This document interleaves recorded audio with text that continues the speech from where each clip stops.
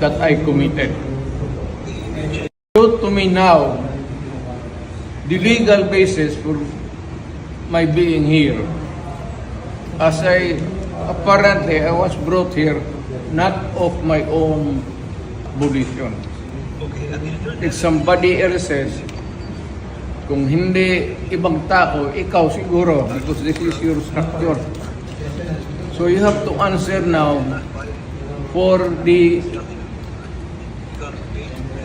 deprivation of liberty. General naman kayo. Alam niyo ba na hindi man lang siya na-serve kung anong kaso kung pinacharge sa kanya ngayon? Hindi niya alam.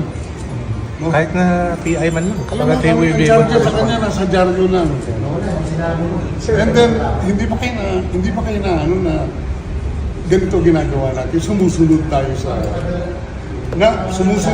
sa isang entity na hindi na tayo membro. Nag-withdraw na tayo.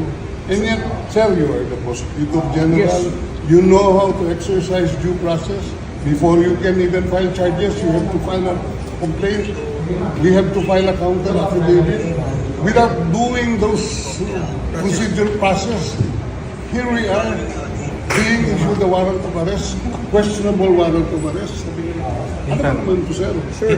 There's naman doon blooper, puro pagdating sa trial gan, tatawagin kita sa witness stand. Sabihin ko, you're the person who arrested me. May I know the reason why?